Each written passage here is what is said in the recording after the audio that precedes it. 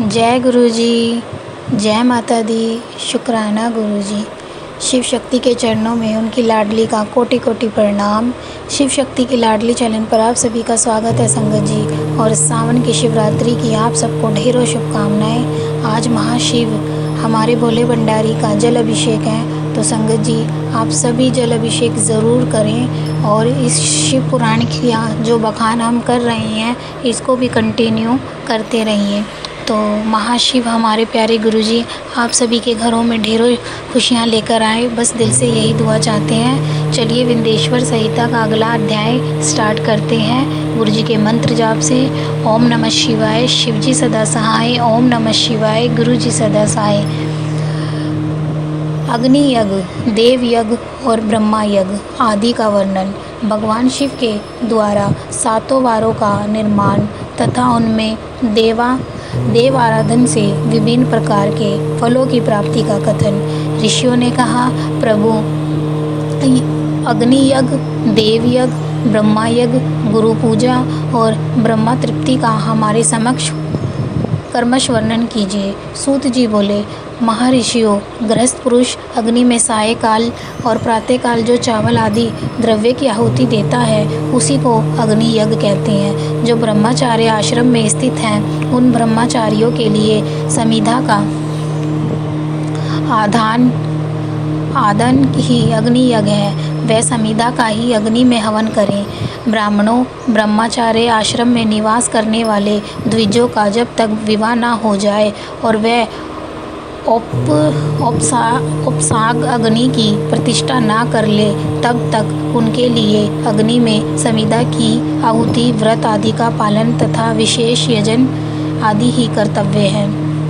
द्विजों, जिन्होंने ब्रह्मा अग्नि को विसर्जित करके अपने आत्मा में ही अग्नि का आरोप कर लिया है, ऐसे में वानप्रस्थितियों और सन्यासियों के लिए यही हवन या अग्नि यज्ञ है कि वह विहित समय पर हित कर परिमित और पवित्र अन्न का भोजन कर लें। ब्राह्मणों, सायकाल अग्नि के लिए दी हुई आहुति संपत्ति प्रदान करने वाली होती है, ऐसा जानना चाहिए। और प्रातःकाल सूर्य देव को दी हुई आहुति आयु की वृद्धि करने वाली होती है।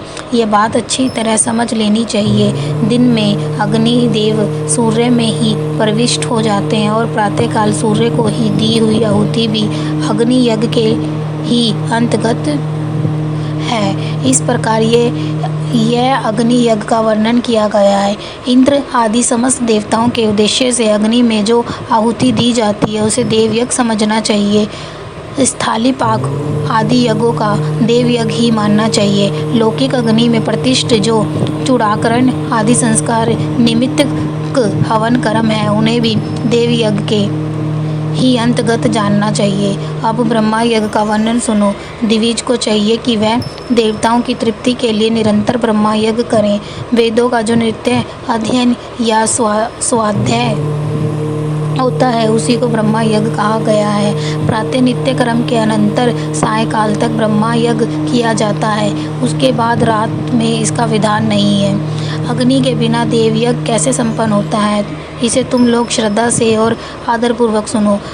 सृष्टि के आरंभ में सर्वज्ञ, दयालु और सर्वसमर्थ महादेव जी ने समस्त लोगों के उपकार के लिए वारों की कल्पना की है। वह भगवान शिव संसार रूपी रोग को दूर करने के लिए वेद हैं, सबके ज्ञाता और समस्त औषधों के भी औषध हैं। उन भगवान ने पहले अपने वार की कल्पना की जो आरोग्य प्रदान करने वाला है, तत्पश्चात अपनी माया शक्ति का वार बनाया जो संपत्ति प्रदान करने वाला है। जन्म काल में दुर्गतिग्रस्त बालक की रक्षा के लिए उन्होंने कुमार के वार की कल्पना की। तत्पश्चात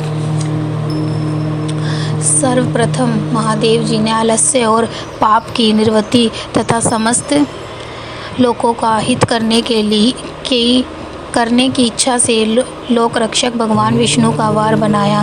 इसके बाद सबके स्वामी भगवान शिव ने पुष्टि और रक्षा के लिए आयुकर्ता त्रिलोक सृष्टा परमेष्टि ब्रह्मा का आयुष्कारक वार बनाया, जिससे संपूर्ण जगत के आयुष की सिद्धि हो सके। इसके बाद तीनों लोकों की वृद्धि के लिए पहले पुण्य पाप की रचना हो जाने पर उनके करने वाले लोगों को शुभ अशुभ फल देने के लिए भगवान शिव ने इंद्र और यम के वारों का निर्माण किया। ये दोनों वार कर्मश भोग देने वाले तथा लोगों के मृत्यु भय को दूर करने वाले हैं। इसके बाद सूर्य आदि 7 ग्रहों को जो अपने ही सर्वभूत तथा प्राणियों के लिए दुख सुख के सूचक हैं, भगवान शिव ने उपयुक्त 7 वारों का स्वामी निश्चित किया। वह सब के सब ग्रह नक्षत्रों के जो ज्योतिर्मय मंडल में प्रतिष्ठ हैं। शिव के वार या दिन के स्वामी सूर्य, शक्ति संबंधी वार के स्वामी सोम और कुमार संबंधी दिन के अधिपति मंगल हैं। विष्णु वार के स्वामी बुध हैं, ब्रह्मा जी के वार के अधिपति बृहस्पति हैं, इंद्र वार के स्वामी शुक्र हैं और यम वार के स्वामी शनिचर हैं। अपने अपने वार में की हुई उन देवताओं की पूजा उनके अपने अपने फल को देने वाली होती है। सूर्य आरोग्य और चंद्रमा संपत्ति के दाता, मंगल व्याधियों का निवारण करते हैं, बुध पुष्टि देते हैं, बृहस्पति आयु की वृद्धि करते हैं, शुक्र भोग देते हैं और शनिचर मृत्यु का निवारण करते हैं। ये 7 वारों के कर्मठ फल बताए गए हैं जो उन देवताओं की प्रीति से प्राप्त होते हैं। अन्य देवताओं की भी पूजा का फल देने वाले भगवान शिव ही हैं। देवताओं की प्रसन्नता के लिए पूजा 5 प्रकार की ही पद्धति बनाई गई है। उन देवताओं के मंत्रों का जप यह पहला प्रकार है। उनके लिए होम करना, दूसरा दान करना तथा तीसरा तप करना चौथा प्रकार है। किसी वेदी पर प्रतिमा में, अग्नि में अथवा ब्राह्मणों के शरीर में आराध्य देवता की भावना करके 16 उपचारों से उनकी पूजा या आराधना करना पांचवा प्रकार है।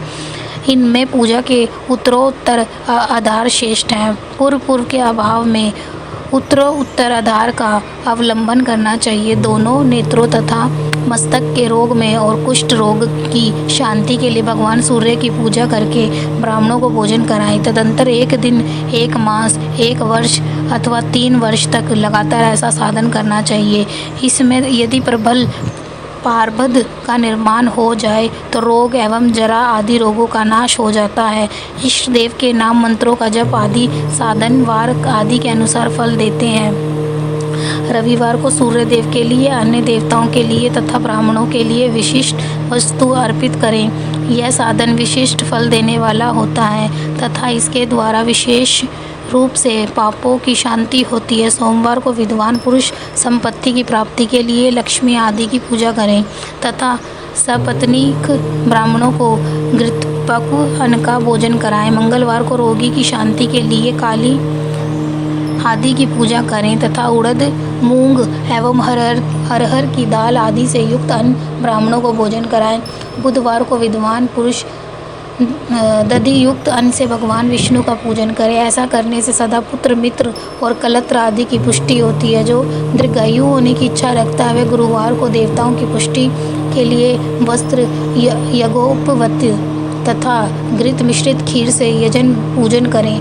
भोगों की प्राप्ति के लिए शुक्रवार को एकाग्रचित्त होकर देवताओं का पूजन करें और ब्राह्मणों की तृप्ति के लिए